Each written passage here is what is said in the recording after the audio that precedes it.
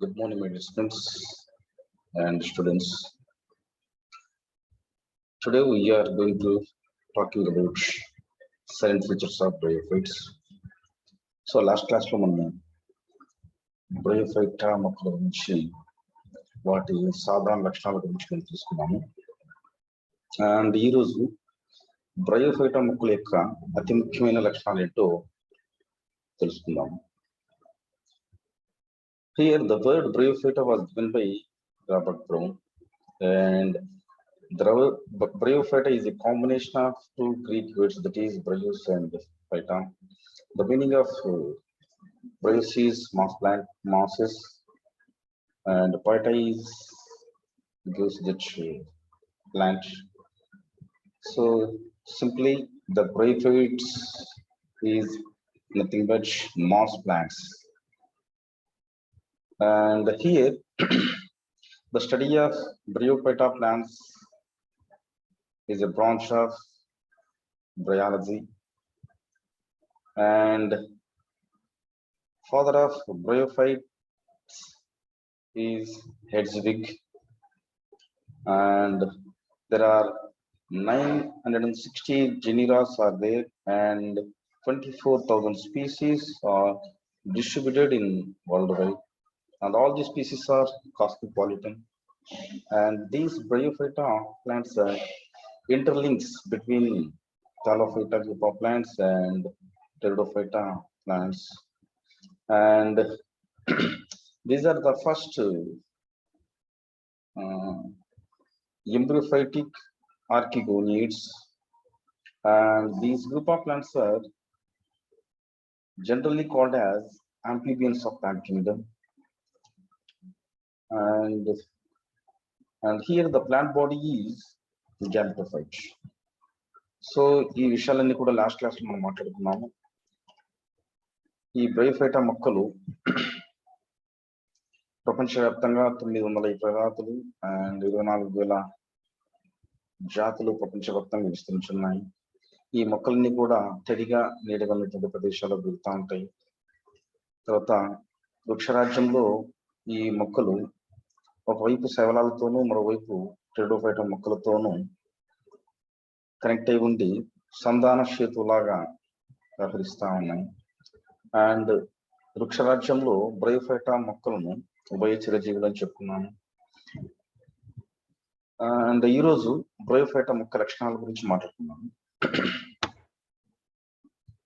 So here the bryophyta group of plants are grow in damp and shady places. So ఈ మొక్కలు ప్రధానంగా తడిగాను నీడగాను ఉండే ప్రదేశాల్లో పెరుగుతాయి. సో తడిగా నీడగా ఉండే ప్రదేశాలు ఎలాగుంటాయంటే, ఐ థింక్ మన ఆంధ్రప్రదేశ్లో ఉన్నటువంటి ఇది తలకోన ఏరియా, తలకోన ఫారెస్ట్ లో ఉన్నటువంటి ఈ వాటర్ ఫాల్స్ ఏరియాని మీరు గమనించినట్లయితే, ఈ వాటర్ ఫాల్ ఏరియా సంవత్సరం మొత్తం మీద ఎల్లప్పుడూ కూడా మేము వాటర్ రిసోర్స్ తో ఉండి అక్కడ ఉన్నటువంటి వాల్స్ అన్ని కూడా కంప్లీట్ గా తడిగా ఉంటాయి. అండ్ అక్కడ ఉన్నటువంటి రాక్స్ మీద, ఈ వాల్స్ మీద, and even though tree barks మీద కూడా ఈ బ్రయోఫైటా మొక్కలు లగ్జూరియంట్ గా పెరుగుతా ఉన్నాయి. సో మీరు మన ఏరియాలో దొరికేటువంటి శేషాచలం కుంటలు అండ్ ఎస్పెషల్లీ తలకోన ఫారెస్ట్ లో మార్కాన్సియా అండ్ యాంథోసిరస్ మొక్కల్ని మీరు గమనించవచ్చు ఇక్కడ. అండ్ ఇది వెరీ కామన్ గా లగ్జూరియంట్ గా పెరిగే మార్కాన్సియా స్పీసీస్ ఈ మన తలకోన ఫారెస్ట్ లో కలెక్ట్ చేసాము. And here the plants follow heteromorphic haplodiplobiontic life cycle. So Bryophyta మొక్కలు ప్రధానంగా మనం గమనించినట్లయితే, ఈ బ్రయోఫైటా మొక్క ఏదైతే ఉందో, ఈ బ్రయోఫైటా మొక్క తన జీవిత చక్రాన్ని పూర్తి చేసుకునే లోపు 2 దశలను కలిగి ఉంటుంది. ఆ 2 దశలు ఏంటంటే, ఏక స్థితిలో ఉన్నటువంటి సంయోగ బీజ దశ అండ్ ద్వయ స్థితిలో ఉన్నటువంటి సిద్ధ బీజ దశ. ఈ 2 కూడా తన జీవిత చక్రం పూర్తయ్యే లోపు ఒకదాని తర్వాత ఒకటి ఏర్పాటు కాగలుగుతాయి. అందుకని ఈ జీవిత చక్రాన్ని పూర్తి చేసుకునే లోపు ఈ హాప్లాయిడ్ కండిషన్ ఉన్నటువంటి గ్యామెటోఫైట్ అండ్ దాని మీద డిప్లాయిడ్ కండిషన్ ఉన్నటువంటి స్పోరోఫైట్స్ రెండు కూడా మార్ఫలాజికల్ గా డిఫరెంట్ గా ఉండడము అండ్ ఫంక్షనల్ గా డిఫరెంట్ గా ఉండడం వల్ల ఈ టైప్ ఆఫ్ లైఫ్ సైకిల్ ని లేదా బ్రయోఫైటా మొక్కల యొక్క లైఫ్ సైకిల్ ని హెట్రోమార్ఫిక్ ఆల్టర్నేషన్ ఆఫ్ జనరేషన్ అని చెప్పడం జరుగుతుంది. సో ఇక్కడ మనం కింద ఒక డయాగ్రామ్ ని గమనించినట్లయితే ఈ పిక్చర్ లో మనం డిప్లాయిడ్ కండిషన్ ఉన్నటువంటి స్పోరోఫైటిక్ స్టేజ్ ని అండ్ హ్యాప్లాయిడ్ కండిషన్ ఉన్నటువంటి వీటిని గమనించవచ్చు. అయితే ఎంటైర్ లైఫ్ సైకిల్లో డిప్లాయిడ్ కండిషన్ చాలా తక్కువ స్పేస్ ని ఆక్యుపై చేసి ఉండడం చూడవచ్చు. అండ్ హ్యాప్లాయిడ్ కండిషన్ ఉన్నటువంటి గ్యామెటో 4 అండ్ గ్యామెటిక్ ఫేజ్ అన్నది చాలా డామినెంట్ స్టేజ్ అని మనం గమనించవచ్చు. అయితే ఈ హ్యాప్లాయిడ్ కండిషన్ ఉన్నటువంటి గ్యామెటోఫైట్ అండ్ స్పోరోఫైట్ రెండు కూడా ఒకదాని తర్వాత ఒకటి రావడంతో ఈ మొక్కల యొక్క జీవిత చక్రాన్ని మేము హ్యాప్లో డిప్లో బయాంటిక్ లైఫ్ సైకిల్ అని చెప్పవచ్చు. And here the dominant plant body is gametophyte, on which sporophyte is semi-parasitic or complete parasitic for nutrition. ఈ మొక్కల్ని మనం గమనించినట్లయితే the plant body is gametophyte. మొక్క ఏ దశలో మనం చూడొచ్చు అంటే మన కంటికి కనిపించే మొక్క దశ సంయోగ బీజ దశ. ఇది ఎల్లప్పుడూ కూడా ఏకస్థితిలో ఉంటుంది. ఏకస్థితి అంటే అందులో ఉన్నటువంటి క్రోమోజోమ్ల సంఖ్యను మనం గమనించినట్లయితే హ్యాప్లాయిడ్ కండిషన్ లో కండిషన్ లో ఉండడం వల్ల దీన్ని ఏకస్థితి దశని మనం చెప్తాము. అయితే ఈ మొక్క యొక్క లైఫ్ సైకిల్ ని ఈ గ్రూప్ లో ఉన్నటువంటి అన్ని మొక్కల లైఫ్ సైకిల్ ని గమనించినట్లయితే the dominant phase is gametophytic phase. So ఏకస్థితి దశలో ఉన్నటువంటి సంయోగ బీజ దశ చాలా డామినెంట్ గా ఉంటుంది. అండ్ ఆ సంయోగ బీజం మీద ఏర్పడేటువంటి స్పోరోఫైట్ సెమీ పారాసైటిక్ లేదా కంప్లీట్ పారాసైటిక్ గా ఉంటుంది ఫర్ న్యూట్రిషన్. ఆహారం కోసము, నీటి కోసము, తర్వాత పోషక మూలకాల కోసము సిద్ధ బీజము సంయోగ బీజం మీద ఆధారపడి తమ జీవనాన్ని కొనసాగిస్తూ ఉంటాయి. And the thalloid gametophyte differentiated into rhizoids, axis and leaves. చూడండి, here the plant body is thallus అంటున్నాం. ఇక్కడ ఉన్నటువంటి థాలస్ మనం గమనించినట్లయితే ఈ థాలస్ లో 2 మార్ఫలాజికల్ డిఫరెన్షియేటెడ్ ఉన్నటువంటి థాలస్ చూడొచ్చు.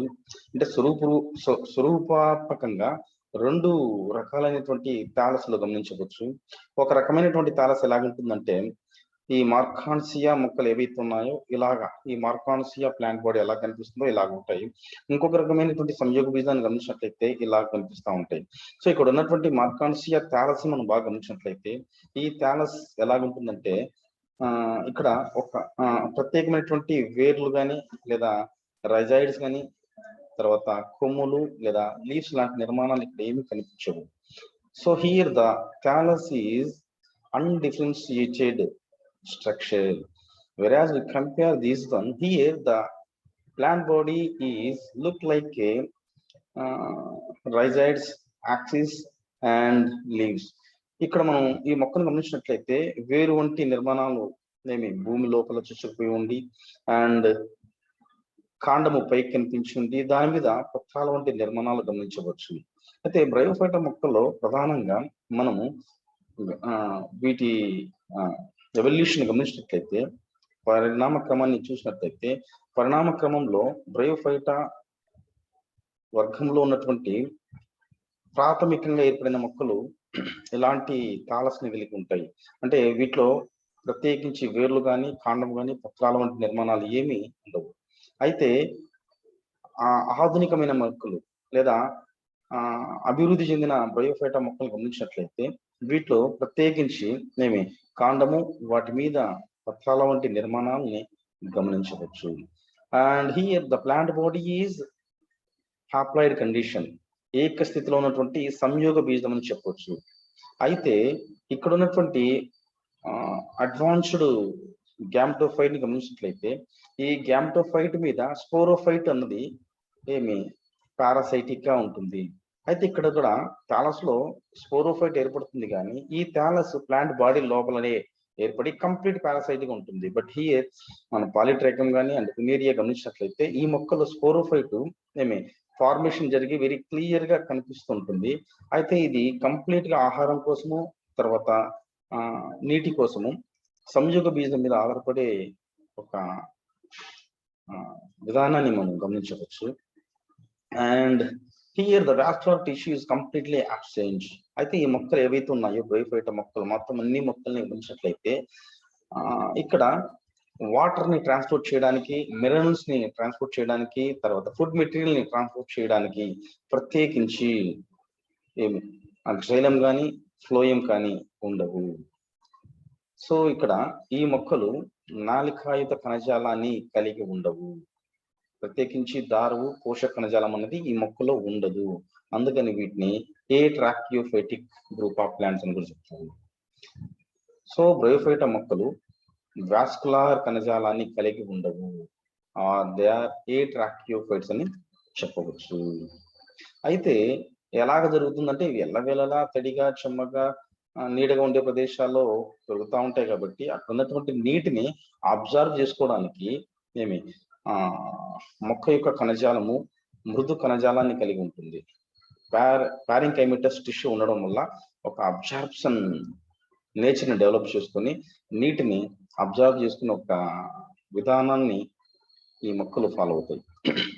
And the gametophyte bears multicellular jacketed 6 organs or structure. So ఈ ప్లాంట్ బాడీ ఏదైతే ఉందో గ్యామెటోఫైట్ మీద, that gametophyte is finally produced 6 organs or structures, and here male structure is called antheridium and female structure is called archegonium. ఈ సంయోగ బీజము తర్వాత ద్వైస్థితిలో ఉన్నటువంటి సిద్ధ బీజాన్ని ఏర్పరచాలి అంటే ఆ సిద్ధ బీజాన్ని ఏర్పరిచే ముందు లైంగిక ప్రత్యుత్పత్తి నిర్మాణమైనటువంటి ఆంథరీడియం అండ్ ఆర్కిగోనియం పురుష సంయోగ పురుష బీజాశయాన్ని స్త్రీ బీజాశయాన్ని ఏర్పరిచి ఈ పురుష బీజాశయము ఫైనల్ గా పురుష బీజ కణాన్ని అండ్ ఆర్కిగోనియం లేదా స్త్రీ బీజాశయము అండ కణాన్ని ఏర్పరచడం జరుగుతుంది. అయితే ఈ రెండు కూడా ఏక స్థితిలో ఉండి సంయోగ బీజం లోపలే ఏర్పడే ఒక విధానాన్ని మనం గమనించవచ్చు. తర్వాత ఏర్పడినటువంటి ఏకకణ ఆంథరీడియం కణాలు, తర్వాత ఆర్కిగోనియం కణాలు ఏవైతే ఉన్నాయో పురుష బీజ కణము అండ్ స్త్రీ బీజ కణము తర్వాత దశలో they are involved in formation of the zygote and here the sexual production is oogamous type. అలాగా ఏక స్థితిలో ఉన్నటువంటి స్త్రీ బీజ కణము పురుష బీజ కణము రెండు కూడా కలిసి జైగోట్ ఏర్పరుస్తాయి, సంయుక్త బీజాన్ని ఏర్పరుస్తాయి. అయితే ఇక్కడ ఏదైతే సంయుక్త బీజం ఏర్పడుతుందో ఆ సంయుక్త బీజం ఏర్పడాలి అంటే ఈ బ్రయోఫైటా మొక్కల్లో ఈ మేల్ సెక్స్ ఆర్గాన్ నుంచి ఏర్పడినటువంటి ఈ గ్యామెట్ సెల్స్ ఏవైతే ఉన్నాయో that gametic cells are with biflagellated structure. ఈ రెండు కషాపాలు ఉండి నీటిలో ఈదుతూ నాన్ ముఖైల్ అయినటువంటి ఆర్కిగోనియంలోకి ఎంటర్ అయిపోయి అండ్ దాని లోపల ఉన్నటువంటి ఎగ్సెల్ తో ఫ్యూజ్ అయ్యే ఒక ప్రాసెస్ ని ఓగామస్ టైప్ అని చెప్పవచ్చు. దీన్ని తెలుగులో అండ సంయోగ పద్ధతి అని అంటారు. సో ఆర్కిగోనియంలో ఉన్నటువంటి అండ కణాన్ని ఆంథరీడియంలో నుంచి విడుదలైనటువంటి పురుష బీజ కణాలు చేరి ఆర్కిగోనియం లోపల సంయుక్తమైపోయి సంయుక్త బీజాన్ని ఏర్పరుస్తుంది. సో అక్కడ ఉన్నటువంటి సంయుక్త బీజము రెండు ఏక కణాల కలయిక వల్ల ద్వైస్థితి దశకు చేరుతుంది. సో ద్వైస్థితి దశలో ఉన్నటువంటి మొట్టమొదటి కణాన్ని జైగోట్ లేదా సంయుక్త బీజము అంటాము. ఆ సంయుక్త బీజమే తర్వాత దశలో it gives multicellular embryo inside the archegonium. So ఇన్సెల్ సెల్ ఏర్పడినటువంటి zygotic cell or zygote again it involves in formation of that embryo. So final గా ఆర్కిగోనియం లోపలనే పిండాభివృద్ధి జరిగిపోయి స్పోరోఫైట్ అన్నది డెవలప్ అవడం జరుగుతుంది. That sporophyte differentiated into food, seta and capsule. So archegonium లోపలే ఏర్పడినటువంటి ఈ స్పోరోఫైటు లేదా సిద్ధ బీజము తర్వాత దశలో డిఫరెన్షియేటెడ్ చెంది ఐ థింక్ బాగా అభివృద్ధి చెంది ఫ్రూట్, సీటా అండ్ క్యాప్సూల్, పాదము, తర్వాత ఐ థింక్ సీటా అండ్ క్యాప్సూల్ అంటే గులిక, పాదము, కాడ, గులిక అనే 3 నిర్మాణాలుగా విభేదాన్ని చూపించే నిర్మాణంగా ఎదుగుతుంది ఈ స్పోరోఫైట్. సో ఇక్కడ మనము డయాగ్రామ్ గమనించినట్లయితే ఈ ఆంథోసిరాస్ లో కింద అటాచ్ అయి ఉన్నటువంటి దీన్ని థాలస్ అంటాము. ఈ థాలస్ ఏక స్థితిలో ఉంటుంది. ఈ ఏక స్థితిలో ఉన్నటువంటి గ్యామ్టోఫైట్ నుంచి లేదా గ్యామ్టోఫైట్ లోపలే ఈ రీప్రొడక్టివ్ ఆర్గాన్స్ స్ట్రక్చర్స్ ఏర్పడి ఫైనల్ గా హ్యాప్లాయిడ్ కండిషన్ లో ఉన్నటువంటి male and female structures develop అయిపోయి వాటి రెండింటి మధ్య ఫెర్టిలైజేషన్ జరిగి జైగోట్ ఏర్పడి ఆ జైగోట్ ఫైనల్ గా ఎంబ్రియోని ఏర్పరిచి ఆ ఎంబ్రియో ఫైనల్ గా స్పోరోఫైట్ ని ఫామ్ చేసే ఒక నేచర్ ని మనం గమనించవచ్చు. ఇక్కడ ఉన్నటువంటి ఎరెక్ట్ స్ట్రక్చర్ ఏదైతే ఉందో, టిప్ లో బల్కీగా కనిపించే ఎరెక్ట్ స్ట్రక్చర్ ఏదైతే ఉందో, ఈ ఎరెక్ట్ స్ట్రక్చర్ ని స్పోరోఫైట్ అంటున్నాము. ఈ స్పోరోఫైట్ డిప్లాయిడ్ కండిషన్ లో ఉంటుంది. ఈ డిప్లాయిడ్ కండిషన్ లో ఉన్నటువంటి స్పోరోఫైట్ కంప్లీట్ గా గ్యామ్టోఫైట్ మీద డిపెండ్ అయి ఉంటుంది. అందుకని పారాసైటిక్ సెమీ పారాసైటిక్ నేచర్ ని కలిగి ఉంది స్పోరోఫైట్ అని మనం అర్థం చేసుకోవచ్చు.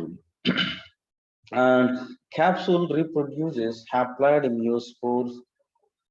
All that meiospores are similar types. So final గా ఇక్కడ స్పోరోఫైట్ డెవలప్ అయిపోయి టిప్ లో క్యాప్సూల్ ని ఏర్పరిచి క్యాప్సూల్ లోపల ఉన్నటువంటి ఈ మదర్ సెల్స్ ఏవైతే ఉన్నాయో, sporophytic mother cells. So that sporophytic mother cells are again involved in meiotic division. After that, they produce meiospores. So గులికలో మాతృకణాలు ఏర్పడి సిద్ధబీజ మాతృకణాలు ఏర్పడి ఆ సిద్ధబీజ మాతృకణాలు క్షేత్ర విభజన జరిపి చివరికి మియోస్పోర్స్ ని ఏక స్థితిలో ఉన్నటువంటి సిద్ధ బీజాలని ఏర్పరిచి ఆ సిద్ధ బీజాలు అన్ని కూడా ఏర్పడినటువంటి సిద్ధ బీజాలన్నీ కూడా ఒకే స్థితిలో అంటే మార్ఫలాజికల్ గా సేమ్ గా ఉండడం వల్ల హోమోస్పోరిక్ టైప్ అని చెప్పవచ్చు. And spore germinates into juvenile stage, that is protonema. అయితే ఇక్కడ ప్రోటోనిమా అన్న ఈ స్టేజ్ అన్ని మొక్కలు, బ్రయోఫైటా మొక్కలు అన్నిట్లోనూ మనం చూడము. Only advanced group of plants ఏవైతే ఉన్నాయో, మాసెస్ ఏవైతే ఉన్నాయో, ఈ ఫినేరియా కానీ పాలిట్రైకం కానీ ఏవైతే ఉన్నాయో అలాంటి మాస్ మొక్కల్లో మాత్రమే వెల్ డెవలప్డ్ గ్రూప్ ఏదైతే ఉందో, మాస్ ఆర్ మసై గ్రూప్ ఏదైతే ఉందో ఆ మసై గ్రూప్ లో ఉన్నటువంటి మొక్కల్లో మాత్రమే ఈ ప్రోటోనిమా స్టేజ్ ని, జ్యువెనియల్ స్టేజ్ ని మనం గమనించవచ్చు. అయితే ప్రిమిటివ్ గ్రూప్స్ ఏవైతే ఉన్నాయో లివర్వుడ్స్ లోనా తర్వాత యాంథోసిరాస్ లోనా ఇలాంటి ప్రోటోనిమల్ స్ట్రక్చర్ డెవలప్ కాదు. డైరెక్ట్ గా స్పోర్ జర్మినేట్ అయిపోయి హ్యాప్లాయిడ్ కండిషన్ లో ఉన్నటువంటి గ్యామ్టోఫైట్ డెవలప్ అవడం చూడవచ్చు. అయితే most advanced group of plants ఏవైతే ఉన్నాయో ఈ అడ్వాన్స్ గ్రూప్ ఆఫ్ ప్లాంట్స్ లో మాత్రమే protonemal stage or juvenile stage develop అయ్యి దాని నుంచి గ్యామ్టోఫైట్స్ ఆర్ గ్యామ్టోఫోర్స్ అనేటివి ఏర్పాటు కాగలుగుతాయి. And progressive sterilization of sporogenous tissue noticed from lower to higher bryophytes. అయితే ఇక్కడ మనం ఈ స్పోరోఫైటిక్ ఫార్మేషన్ ఏదైతే ఉందో దాన్ని మనం బాగా గమనించినట్లయితే ఇక్కడ సింపుల్ స్ట్రక్చర్ నుంచి కాంప్లెక్స్ స్ట్రక్చర్ ని డెవలప్ చేసుకునే ఒక విధానాన్ని మనం గమనించవచ్చు. సో దాన్ని బేస్ చేసుకుని మనము ఐ థింక్ ప్రోగ్రెసివ్ థియరీ అన్నది మనం నెక్స్ట్ క్లాస్ లో మాట్లాడుకున్నాము. సో ఈ స్పోర్స్ ఫార్మేషన్ ఏదైతే ఉందో లేదా స్పోరోఫైటిక్ ఫార్మేషన్ ఏదైతే ఉందో ఇది సింపుల్ స్ట్రక్చర్ నుంచి కాంప్లెక్స్ స్ట్రక్చర్ కి వచ్చిన విధానాన్ని మనం అర్థం చేసుకోవచ్చు. దాన్ని మనం ప్రగతిశీల సిద్ధాంతముగా మాట్లాడుకుంటాము. అంటే ఈ బ్రయోఫైటా మొక్కలో ఈ సిద్ధ బీజం అభివృద్ధి చెందే విధానాన్ని సరళ దశ నుంచి సంక్లిష్ట దశ వైపు ఎలాంటి పరిణామాన్ని కలిగి ఉన్నాయి లేదా ఏర్పరచుకున్నాయనే విషయాలు మనం ఇక్కడ అర్థం చేసుకోవచ్చు. And bryophyta group of plants are classified into 3 classes. So final గా మేము ఒక టాక్సానమిక్ పాయింట్ ఆఫ్ వ్యూలో మనం గమనించినట్లయితే here the bryophyta group of plants are classified into 3 classes. That is hepaticae, anthocerotae and musci. Hepatica group of plants ని మనం liver words అంటున్నాము, ఆంథోసిరటే plants ని మనం హార్మోన్స్ అంటున్నాము, అండ్ మొసై గ్రూప్ ఆఫ్ ప్లాంట్స్ ని మాసెస్ అని అంటున్నాము. అయితే ఈ 3 గ్రూప్స్ లో ఉన్నటువంటి మొక్కల్ని గమనించినట్లయితే లివర్ వర్డ్స్ అన్న మొక్కలు హ్యాప్లాయిడ్ కండిషన్ లో ఉంటాయి. వీటిని కాలేయ మొక్కలు అని కూడా అంటాము. బ్రోయోఫైటా గ్రూప్ ఆఫ్ మొక్కల్లో ఇవి ప్రాథమికంగా లేదా మొట్టమొదటిసారి ఏర్పడినటువంటి మొక్కలు లివర్ వర్డ్స్ అని చెప్పవచ్చు. తర్వాత ఉన్నత వర్గానికి చెందినటువంటి బ్రోయోఫైటా మొక్కలు ఏమంటే మసై మొక్కలు లేదా మాస్ మొక్కలు లేదా నాచ్ మొక్కలు అని చెప్పవచ్చు. అయితే ఈ లివర్ వర్డ్స్ కి మాసెస్ కి కనెక్టింగ్ లింక్ గా ఉన్నటువంటి మొక్కలు హార్మోన్స్ అని చెప్పవచ్చు. అండ్ ఫైనల్ గా మనం ఇంతవరకు మాట్లాడుకున్నటువంటి ఈ కంటెంట్ కి బేస్ వచ్చేసి ఈ రెఫరెన్సెస్, మంచి పుస్తకాలు. వీటిని మీరు చూసినట్లయితే తప్పకుండా ఇంకా మంచి ఇన్ఫర్మేషన్ దొరుకుతుంది. నెక్స్ట్ క్లాస్ లో మనము ఐ థింక్ క్లాసిఫికేషన్ ఆఫ్ బ్రోయోఫైట్స్ గురించి మాట్లాడుకున్నాము. Thank you.